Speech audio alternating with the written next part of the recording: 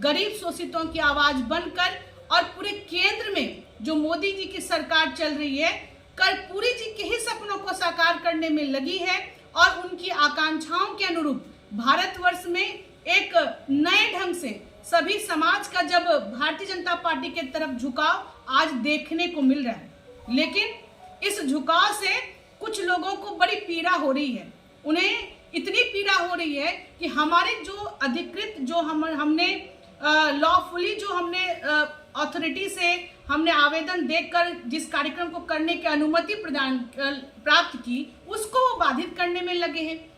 पटना की सड़कों पर नगर निगम के द्वारा जितने होर्डिंग में जितने बैनर भारतीय जनता पार्टी के द्वारा लगे थे, उनको हटाकर आज वो अपना बैनर डाल रहे हैं। क्या इसकी परमिशन बिहार सरकार ने दिया था? लेकिन आज आश्चर्य होता है कि नीतीश जी लालू जी की संगत में जब से आए हैं, तब से फिर से वो जंगल राज को दोहरा रहे हैं।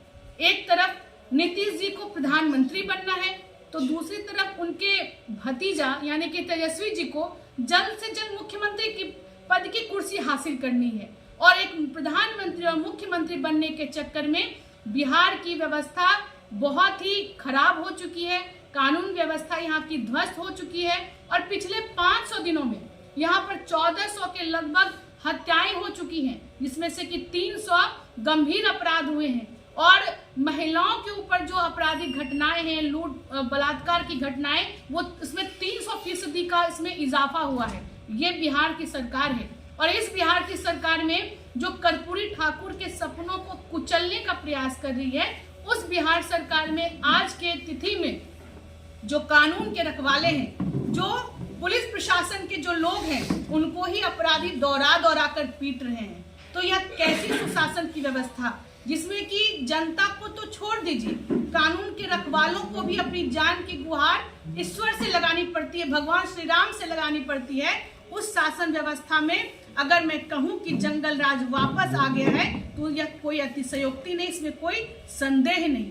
तो आज की इस प्रेस वार्ता के माध्यम से मैं आप लोगों को यह बताना चाहूंगी अंत में कि कर्पूरी ठाकुर जी के सपनों को साकार हमारी केंद्र सरकार कर रही है और उनकी जन्म शताब्दी वर्ष को पार्टी धूमधाम से पटना के मिलर हाई स्कूल में मनाने जा रही है, जिसका कि षड्यंत्र करके जदयू उसको अतिक्रमण करने का प्रयास कर रही है। हालांकि उनके मंसूबे कामयाब नहीं होंगे और हमारे भारतीय जनता पार्टी भागलपुर जिला के तरफ से भी उस अवसर पर हजारों की संख्या में कार्यकर्ता, अति पिछड़ा समाज के लोग उस कार्यक्रम में सम्मिलित होने के लिए यहाँ से प्रस्थान करेंगे।